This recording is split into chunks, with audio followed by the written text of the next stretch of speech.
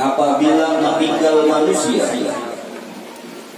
meninggal anak cucu Adam, maka semua amal ibadahnya terputus illa salah, kecuali tiga yang tidak terputus, kata Nabi Muhammad SAW. Yang tiga macam ini, walaupun orangnya sudah tidak ada, walaupun orangnya sudah meninggal dunia, walaupun orangnya sudah berada di alam kubur, yang tiga golongan ini terus akan mendapatkan aliran-aliran pahala ke dalam tubuhnya. Siapa yang tiga golongan ini yang senantiasa mendapatkan aliran pahala, walaupun orangnya tidak hidup lagi, walaupun orangnya tidak ada lagi di dalam dunia, walaupun orangnya sudah berada di alam kubur. Rasulullah SAW, Bapak dan Ibu, beliau mengatakan yang pertama adalah sadaqatul jariyah, orang yang sewaktu di dalam dunia suka menyumbangkan hartanya di jalan Allah Subhanahu wa taala. Orang yang sewaktu di dalam dunia suka menginfakkan hartanya ke tempat-tempat ibadah. Orang yang sewaktu di dalam dunia suka menyumbangkan hartanya ke tempat-tempat pendidikan agama, madrasah, pondok pesantren dan lainnya. Maka orang yang seperti ini, yang suka bersedekah, yang suka berinfak, yang suka berwakaf di jalan Allah Subhanahu wa taala, ketika ia meninggal dunia, Bapak dan Ibu, ketika ia berada di alam kubur, maka senantiasa Allah Subhanahu wa taala akan mengirimkan pahala terus menerus ke alam kuburnya. Sehingga orang yang suka berinfak sewaktu hidup di dalam dunia, suka menyumbang untuk agama Allah Subhanahu wa taala, di dalam kuburnya ia merasakan begitu bahagianya, begitu senangnya. Kenapa begitu bahagia? Kenapa begitu senang? Dikarenakan di dalam kuburnya ia mendapatkan pensiunan pahala yang tidak terhingga dari Allah Subhanahu wa taala. Bukankah Bapak dan Ibu, di zaman sekarang ini orang berlomba-lomba untuk mendapatkan pensiunan hidup di dalam dunia? Ia pengen di usia tuanya di dalam dunia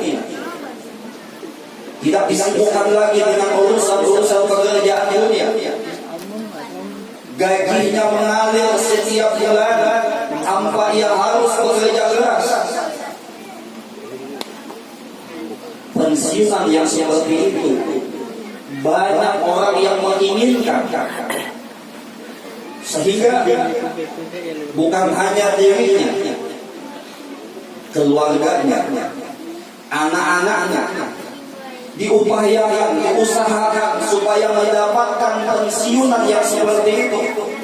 Akhirnya semua anak-anaknya dimasukkan kuliah untuk mendapatkan titel sarjana dengan tujuan anaknya nanti diangkat menjadi pegawai.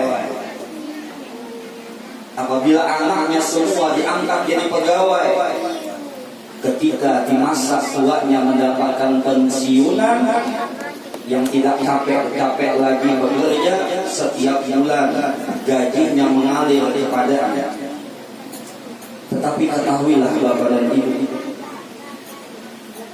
banyak orang yang tidak lupa menginginkan pensiunan di dalam kuburnya. Orang disibukkan untuk mendapatkan pensiunan di dalam dunia, tetapi sedikit orang yang mau mendapatkan pensiunan di dalam kuburnya. Padahal di dalam kuburnya kekal, lama di dalam kuburnya. pensiunan di dalam dunia tidak seberapa lamanya. Paling dilamakan 10-20 tahun meninggal dunia. Tetapi di dalam kubur Bapak dan Ibu ia akan lama menunggu datangnya hari kiamat. Di saat-saat yang seperti itulah semestinya yang harus kita dapatkan adalah pensiunan pahala daripada amal-amal perbuatan kita sewaktu di dalam dunia. Maka dari itu Bapak dan Ibu, kalau kita diberikan oleh Allah Subhanahu wa taala rezeki yang berkelebihan, jangan kita pelit, jangan kita bakhil. Sisihkan rezeki kita untuk menyumbang agama Allah Subhanahu wa taala. Sisihkan rezeki kita untuk menyumbang pembangunan madrasah, pembangunan pondok pesantren. Yang kita harapkan dari sumbangan kita itu bukan pujian, bukan balasan, tetapi kita menginginkan dari sumbangan kita itu ketika kita masuk di dalam kubur, pahalanya akan terus mengalir ke dalam kubur kita. Itulah ya semestinya orang yang beriman yang diinginkan, yaitu mendapatkan pensiunan pahala di dalam kubur itu.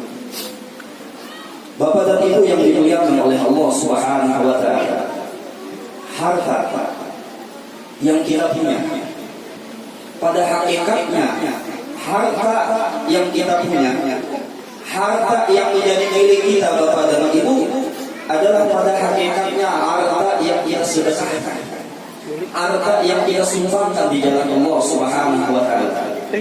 Itulah harta hakikatnya milik kita. Tetapi harta yang kita tinggalkan di rumah, harta yang kita tinggalkan untuk anak-anak ahli waris kita, belum tentu Bapak dan Ibu itu adalah milik kita. Belum tentu itu milik kita. Untung-untungan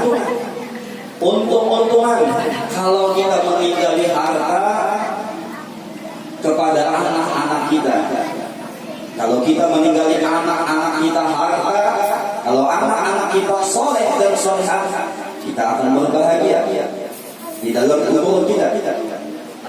Tetapi kalau kita meninggali anak yang tidak soleh, anak yang tidak soleh, maka harta itu akan menjadi bencana bagi kita.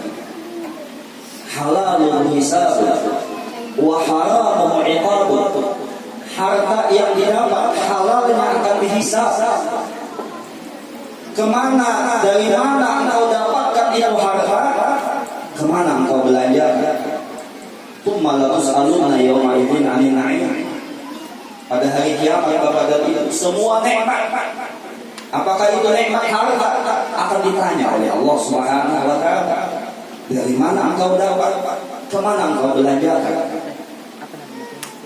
Maka dari itu, kalau harta itu hakikatnya itulah milik kita, yang kita sedekahkan, yang kita infakkan, itu hakikatnya milik kita.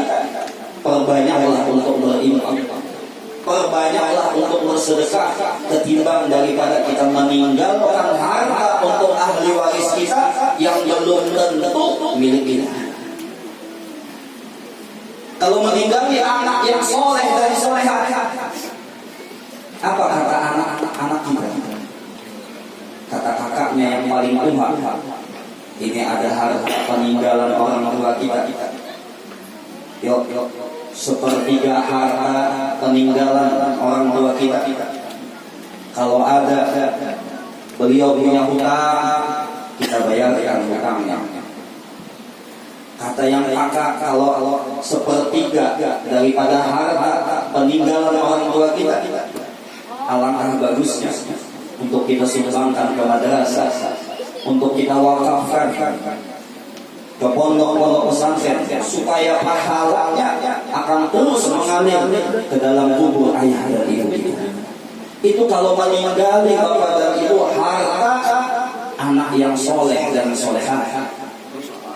Tapi kalau meninggali harta kepada anak yang tidak soleh dan solehah, belum lagi orang tuanya meninggal dunia, masih dalam keadaan orang tuanya hidup.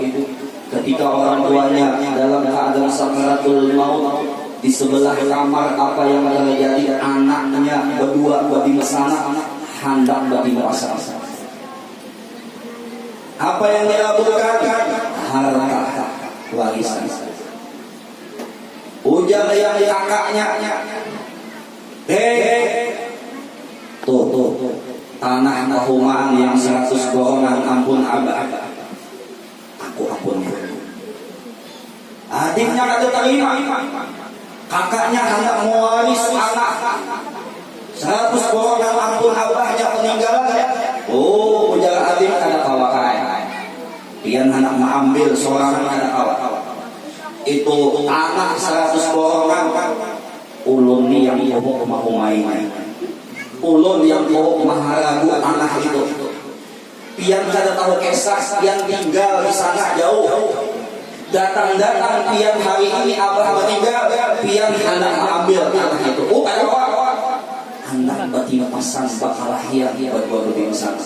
Sementara kuitannya di sebelah kamar, hingal-hingal dalam keadaan sakaratul maut.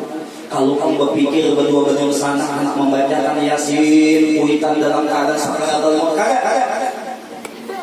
Untung-untungan bapak dan ibu meninggali harta kepada anak-anak kita, ahli waris. Untung-untungan.